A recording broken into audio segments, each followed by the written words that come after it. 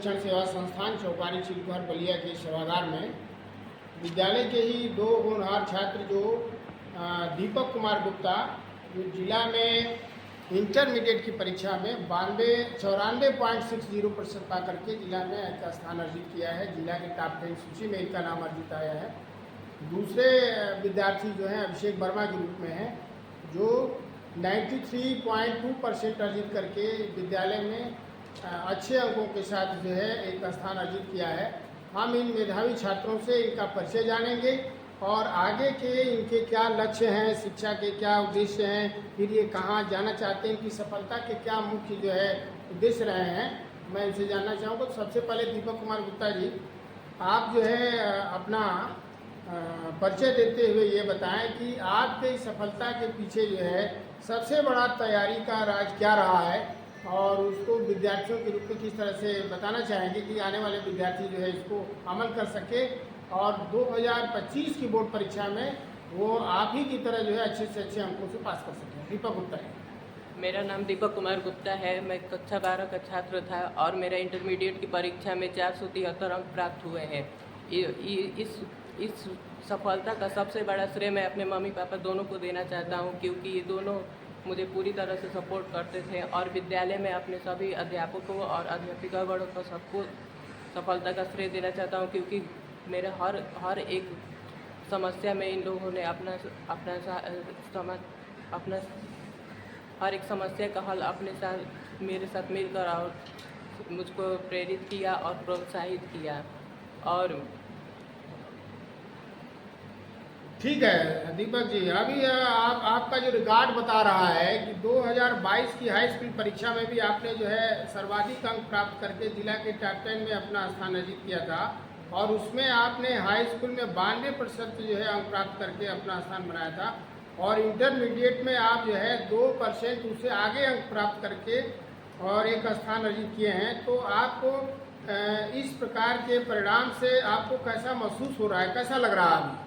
जैसा कि मैंने कक्षा 10 में 92% अंक पाकर उस समय भी मुझको अच्छा महसूस हो रहा था और इस समय भी मैंने 94 उससे 2% अधिक लाकर भी और खुशी की बात है, क्योंकि सभी लोग कहते हैं कि जैसे हाई स्कूल में अधिक परसेंटेज आ जाए लेकिन इंटरमीडिएट में जल्दी आता नहीं है, इसलिए लेकिन मेरा आया है तभी भी मुझे बहुत खुशी है अपने इस परसेंटेज पर। अंतिम सवाल आपसे, जिस विद्यालय में आप शिक्षा लिए हैं तो अभी तमाम आज समाज में इंग्लिश मीडियम और हिंदी मीडियम की जो शिक्षा की पद्धति चल रही है उसमें इंग्लिश मीडियम के विद्यालय सीबीएसई बोर्ड, आईसीएसई बोर्ड के हैं और दूसरी तरफ यूपी बोर्ड के विद्यालय हैं। तो आपको अपने शिक्षा के पीरियड्स में या अपने लाइफ में कभी ऐसा भी महसूस हुआ कि नहीं हमको सीबीएसई बोर्ड, आईसीएसई बोर्ड की तरफ जाना चाहिए जिससे कि हमको और अच्छे अंकों से या अच्छे मार्क से अपना सफलता अर्जित कर सके? तो क्या शिक्षा को लेकर के बोर्ड के रूप में कभी आपके मन में भ्रम आया और आप उस विद्यालय में किस कक्षा से जुड़े रहे और अंतिम कक्षा आपकी 12वीं रही, उस विद्यालय का भी आप परिचय देते हुए थोड़ा सा अपने विचार को रखें। हाँ, मेरे विद्यालय का नाम राम सुंदर स्मारक शिक्षक सेवा संस्थान जो कि चौकारी में स्थित है, बलिया जिले के चौकारी में स्थित है। और रही बात बोर्ड की, यूपी बोर्ड हो या आईसीएसई बोर्ड हो या सीबीएसई बोर्ड हो, अगर आप चाहें तो हिंदी मीडियम से भी पढ़कर अच्छे से समझना, अगर आपका समझ अच्छा रहेगा तो आप इंग्लिश में भी समझ सकते हैं। जैसे कि मेरे क्लास में सर लोग बताते थे, हिंदी के साथ साथ इंग्लिश भी बताते थे, जिससे कोई समस्या नहीं होता है और समझ में भी आ जाता है और आगे चलकर आप बोर्ड का कोई वो नहीं रहता है, मतलब नहीं रहता है। यूपी बोर्ड से भी ठीक पढ़ाई होता है।